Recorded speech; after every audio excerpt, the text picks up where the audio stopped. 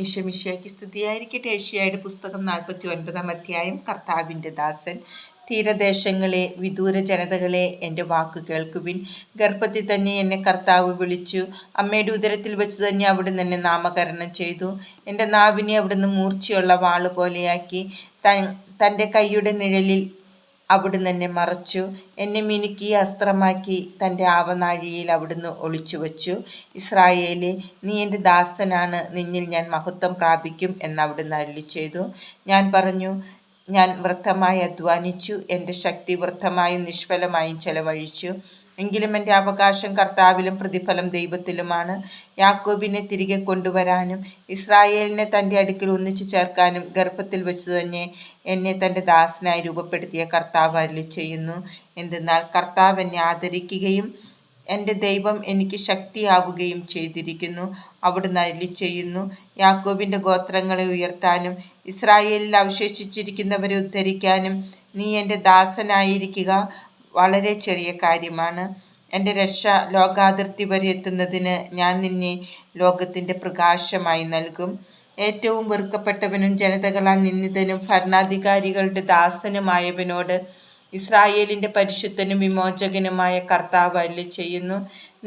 നിന്നെ തെരഞ്ഞെടുത്ത ഇസ്രായേലിൻ്റെ പരിശുദ്ധനും വിശ്വസ്തനുമായ കർത്താവ് നിമിത്തം രാജാക്കന്മാർ നിന്നെ കാണുമ്പോൾ എഴുന്നേൽക്കുകയും പ്രഭുക്കന്മാർ നിന്റെ മുമ്പിൽ സാഷ്ടാംഗം പ്രണമിക്കുകയും ചെയ്യും. പ്രവാസികൾ ജെറുസലേമിലേക്ക്. കർത്താവ് അരുളിച്ചെയ്യുന്നു, പ്രസാദകാലത്ത് ഞാൻ നിനക്ക് ഉത്തരമരുളി. രക്ഷയുടെ ദിവസത്തിൽ ഞാൻ നിന്നെ സഹായിച്ചു. രാജ്യം സ്ഥാപിക്കാനും ശൂന്യമായ അവകാശഭൂമി പുനർവിഭജനം ചെയ്തു കൊടുക്കാനും ഞാൻ നിന്നെ സംരക്ഷിച്ച് ജനത്തിന് ഉടമ്പടിയായി നൽകിയിരിക്കുന്നു. ബന്ധിതരോട് പുറത്തു വരാനും അന്ധകാരത്തിലുള്ളവരോട് വെളിച്ചത്ത് വരാനും ഞാൻ പറഞ്ഞു. യാത്രയിൽ അവർക്ക് ഭക്ഷണം ലഭിക്കും. വിജനമായ കുന്നുകളെല്ലാം അവരുടെ മേച്ചിൽപ്പുറങ്ങളായിരിക്കും. അവർക്ക് വിശക്കുകയോ ദാഹിക്കുകയോ ഇല്ല. ചൂടുകാറ്റോ വെയിലോ അവരെ തളർത്തുകയില്ല. എന്തുകൊണ്ടെന്നാൽ അവരുടെ മേൽ ദയയുള്ളവൻ അവരെ നയിക്കും. നീർച്ചാലുകൾക്കരികിലൂടെ അവരെ കൊണ്ടുപോകും. മലകളെ ഞാൻ വഴിയാക്കി മാറ്റും. രാജവീഥികൾ ഉയർത്തും.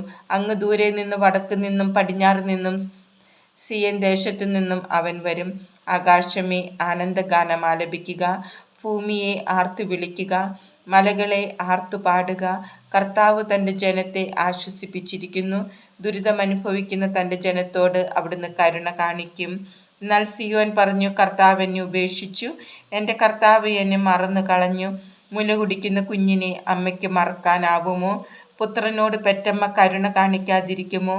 അവൾ മറന്നാലും ഞാൻ നിന്നെ മറക്കുകയില്ല. ഇതാ, നിന്നെ ഞാൻ എൻ്റെ ഉള്ളം കൈയിൽ രേഖപ്പെടുത്തിയിരിക്കുന്നു. നിന്റെ മതിലുകൾ എപ്പോഴും എൻ്റെ മുൻപിലുണ്ട്. നിന്റെ നിർമ്മാതാക്കൾ നിന്നെ നശിപ്പിച്ചവരെക്കാൾ വേഗമുള്ളവരാണ്. നിന്നെ വിജനമാക്കിയവർ നിന്നിൽ നിന്ന് അകന്നു പോയിരിക്കുന്നു. ചുറ്റും നോക്കുക, അവർ ഒന്നു ചേർന്ന് നിന്റെ അടുക്കൽ വരുന്നു. കർത്താവായ ഞാൻ ശപഥം ചെയ്യുന്നു, നീ അവരെ ആഭരണമായി അണിയും. വധുവിനെ പോലെ നീ അവരെ നിന്നോട് ചേർക്കും. നിന്റെ പാഴ്നിലങ്ങളും വിജനദേശങ്ങളും കൊള്ളയടിക്കപ്പെട്ട സ്ഥലങ്ങളും അധിവാസത്തിന് തികയുകയില്ല. നിന്നെ വിഴുങ്ങിയവർ അകന്നു പോകും. സന്താനങ്ങൾ നഷ്ടപ്പെട്ടെന്നോർത്ത് ദുഃഖിക്കുന്ന നിന്നോട് അവർ തിരിച്ചു വന്ന് പറയും, ഈ സ്ഥലം എനിക്ക് പോരാ, എനിക്ക് വസിക്കാൻ ഇടം തരിക. അപ്പോൾ നീ ഹൃദയത്തിൽ പറയും, വന്ധ്യയും പുത്രഹീനയും പ്രവാസിനിയും പരിത്യക്തയുമായിരുന്ന എനിക്ക് ഇവർ എങ്ങനെ ജനിച്ചു? ആർ ഇവരെ വളർത്തി? ഞാൻ ഏകാകിനിയായിരുന്നിട്ടും ഇവർ എവിടെ നിന്ന് വന്നു? ദൈവമായ കർത്താവ് അരുളിച്ചെയ്യുന്നു, ജനതകൾക്ക് നേരെ ഞാൻ കരമുയർത്തുകയും അവർക്ക് അടയാളം കൊടുക്കുകയും ചെയ്യും. അവർ നിന്റെ പുത്രന്മാരെ മാറിലണച്ച് പുത്രിമാരെ തോളിലേറ്റിയും കൊണ്ടുവരും. രാജാക്കന്മാർ നിന്റെ വളർത്തുപിതാക്കന്മാരും രാജ്ഞിമാർ വളർത്തമ്മമാരുമായിരിക്കും. അവർ നിന്നെ സാഷ്ടാംഗം വണങ്ങുകയും നിന്റെ കാലിലെ പൊടി നക്കുകയും ചെയ്യും. ഞാനാണ് കർത്താവ് എന്ന് അപ്പോൾ നീ അറിയും. എനിക്ക് വേണ്ടി കാത്തിരിക്കുന്നവർ ലജ്ജിതരാവുകയില്ല.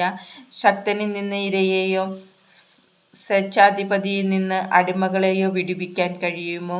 കഴിയും. കർത്താവ് അരുളിച്ചെയ്യുന്നു, ശക്തനിൽ നിന്ന് അടിമകളെ വിടുവിക്കുകയും സ്വേച്ഛാധിപതിയിൽ നിന്ന് ഇരയെ രക്ഷിക്കുകയും ചെയ്യും. എന്തെന്നാൽ നിന്നോട് പോരാടുന്നവരോട് ഞാൻ പോരാടുകയും നിന്റെ മക്കളെ രക്ഷിക്കുകയും ചെയ്യും. നിന്നെ മർദ്ദിക്കുന്നവർ സ്വന്തം മാംസം ഭക്ഷിക്കാൻ ഞാൻ ഇടവരുത്തും. വീഞ്ഞു കൊണ്ടെന്ന പോലെ സ്വന്തം രക്തം കുടിച്ച് അവർക്ക് മത്ത് പിടിക്കും.